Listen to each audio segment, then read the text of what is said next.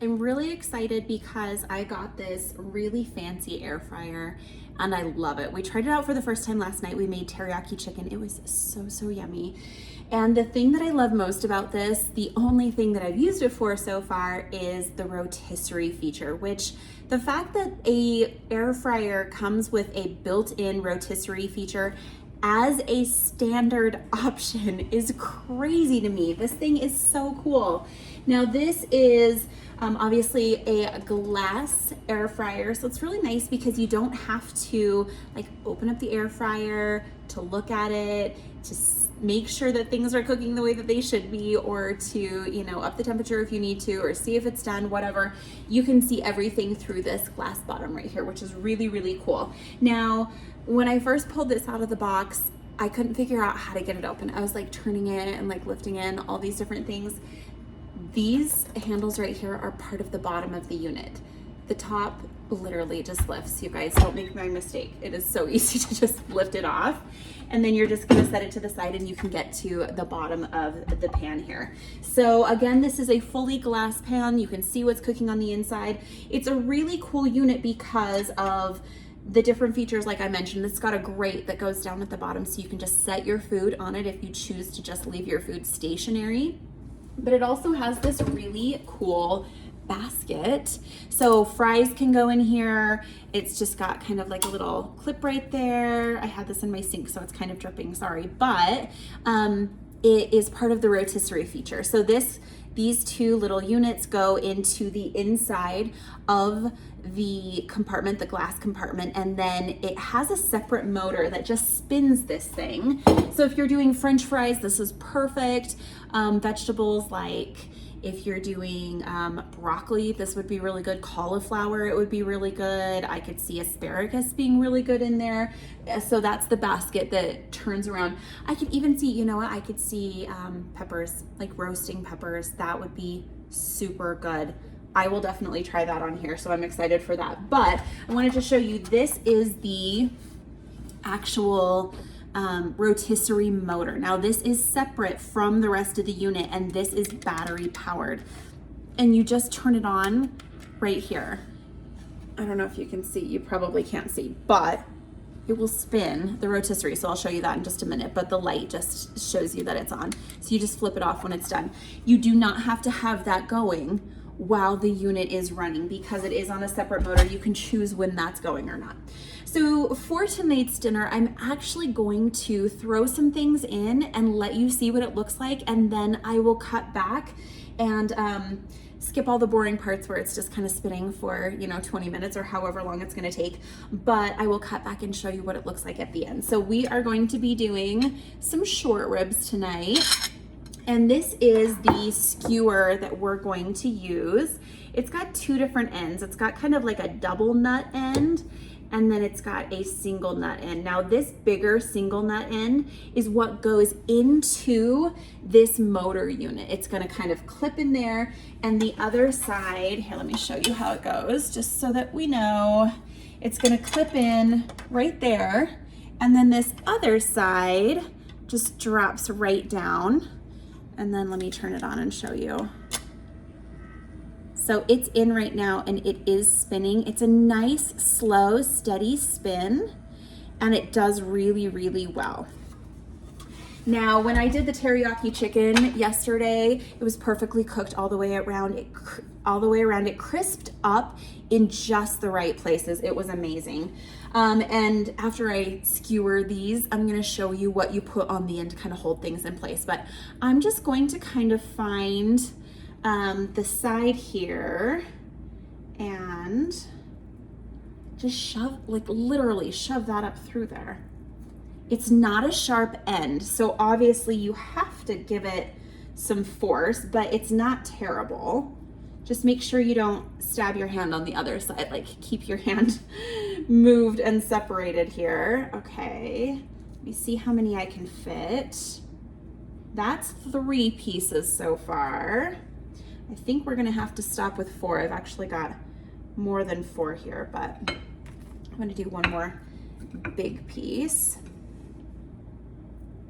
Now, obviously, if you're not doing them on the skewer, they're gonna fit a lot better, or you'll be able to fit more of them if you're doing them just kind of stationary in the pan. But I really wanna use this rotisserie, so I might do the other ones separate just to see like the difference between how it cooks up in the oven in a cast iron versus how it cooks up with my rotisserie. Now, really quick before I put this in here, I'm just gonna season it with some, if I could do it, 𝗪𝗵𝘁 Montreal steak seasoning. It's my go-to for my steak. I really do love it. And I put it on all of my steaks. So I'm just going to give it a decent little dose of that.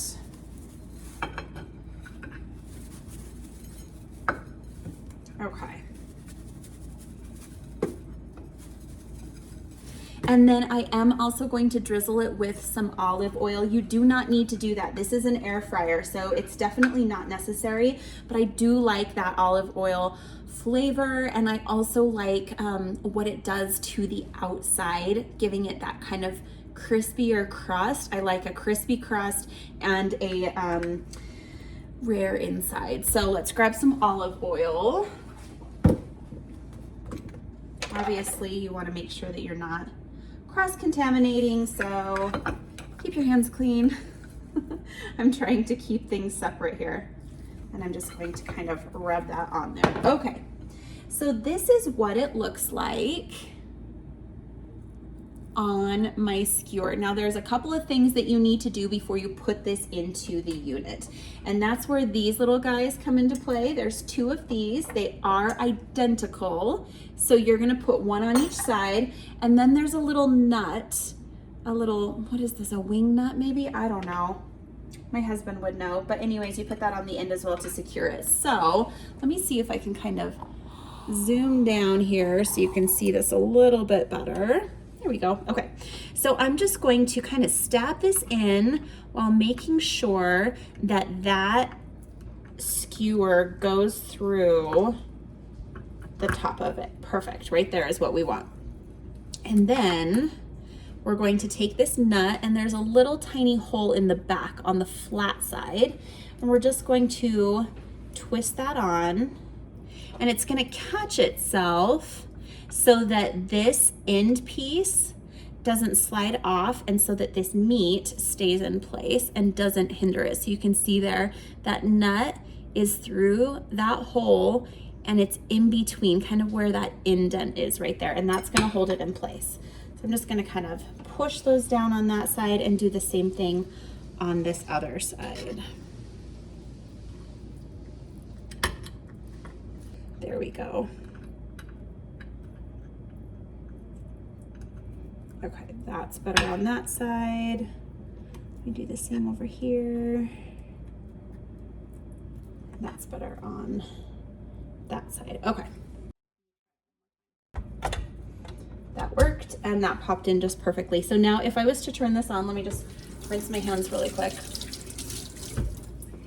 They are not clean, but at least they're rinsed. Okay, if I was to turn this on, you can see that meat just rotating. It's just doing its thing right there, which is perfect. For the top of the unit here, you've got a lot of different settings, which is really nice because they're pre-programmed. You don't have to kind of figure out what needs to happen with your food. You can just make a selection and it's gonna do its thing. So I'm gonna push start first, and then I'm gonna choose the steak one right here. So once I do that, you can see it says 380 degrees right there, which is what we want. And then it says 20 minutes of time. Now I found out with my teriyaki chicken on the skewer, because I had it so tightly packed onto the skewer, it took a little bit longer than the 20 minutes. So we had to do another, probably half of a round. So it took a total of about 30 minutes, but still it's very fast and it does a wonderful job. So I don't mind that. But definitely check your meat for the temperature, which I'll use a digital thermometer for that. So once you make your selection, you can see what it is here. I can obviously go up if I feel like I need to, or go down and then change the temperature as well. But I'm gonna leave it as is for this, just to be able to tell you guys how well it did with that many pieces on there. But I am gonna push this little play button. It's like it literally is like a play pause button. So I'm gonna push that, and you can see down below, it queued up and turned on the light, and now it's just kind of going. It's gonna get hot, it's gonna do its thing, and it's gonna cook this food with that air fryer on there. Now, make sure that your unit is on correctly so that there's no holes to where the air is gonna escape. And yeah, just come back as soon as that timer is up and it stops doing its thing. Of course, it's gonna continue to rotate the whole time as well, but I will come back and show you guys what it looks like when it's all done, and we will cut into it and see how it does.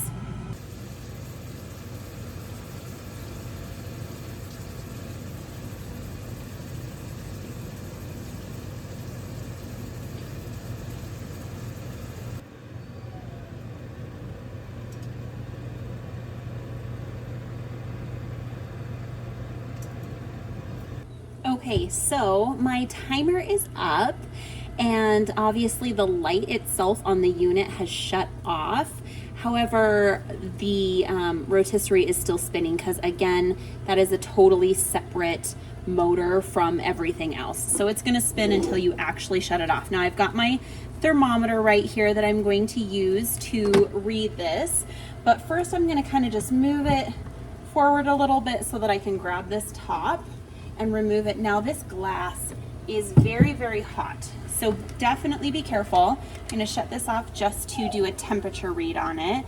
Now, this is showing me 107 degrees, and for medium rare, it needs to be 130. So I've got some time still. The ones on the end, it looks like, are quite a bit higher though, which makes sense. I mean, the more tightly packed you have this meat, the more it's going to be a little bit cooler in the center and a little bit warmer on the edges. So I've got 145, 150. The centers are still only like, that one's showing 105. Okay, so that's something interesting and something to keep in mind. So the more, obviously these last two pieces are going to be a little bit more done, and these middle pieces are going to be a little bit more rare. So right now at this temperature, I will definitely not pull these off. I don't want to risk any kind of foodborne illness. I want to get it at least to 130 for my personal preference at least. And my husband likes them a little bit more done, and so gosh, that sure is close to being totally done though. So I'm gonna just watch these. I'm gonna give them maybe 5 more minutes and see how that does. So let me just put the unit back on here. I'm gonna turn the rotisserie back on, and I am going to set this, turn it back on, hit that. I am going to take the time down. I'm gonna do it for about 5 minutes. And the temperature is still at 380, so we'll go ahead and keep it that way, and then I'm gonna push that play button again. You can see the light came back on, and you know that the unit is going. So glass, totally hot. Make sure you don't touch that or get anywhere near it. Obviously, if you have plastic or anything near it, it will probably warp and melt. So keep everything away. You wanna keep a solid distance all the way around. It's warm right here, but it's not too hot. But otherwise, the unit's doing great, and we'll check back on it in a few minutes. Okay, we are ready to pull this out. I took the temperature, and it is coming in at 135, right in the center of these middle ones. It's actually up to 141 now because as it rests, obviously it rises, and then it's 150 on the end. So it's not too big of a jump between the two. It does come with this handy little grabber thing, so we're gonna see how that works. I have not used it, so I do not know. Okay. Oh, that's very, very easy actually.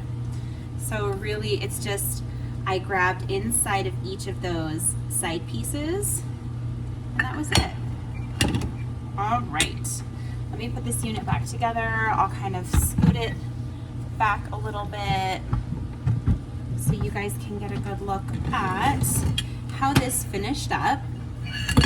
Now you can see that it has a really nice crisp outside. It crisped up really nicely, but it's not burnt in any way, which is great. It cooked really, really evenly. The outside of everything cooked evenly. I don't have burnt spots in some areas and not burnt in other areas. But let's grab a knife and let's cut it open and see what it looks like. All right, so I'm just gonna take a little piece off of this end. And again, these are short ribs, so you can see just how fantastic that looks. That nice crispy outside, still steaming from how hot it is, and then that nice light pink inside. This was from the end piece, so it did get a little bit hotter than the rest of it, so keeping that in mind, these center pieces are going to be a little bit more rare. So if you have family members that like it a little bit more well done, their pieces would obviously be these outside pieces. So hopefully that was a helpful review. All in all, I'm really excited about this air fryer. I think it's going to be awesome. I've loved what I've made in it so far. This is a really fun unit. My kids think it's super futuristic, which is really fun, and we've really enjoyed what's come out of it. So if that was helpful, definitely follow me for more.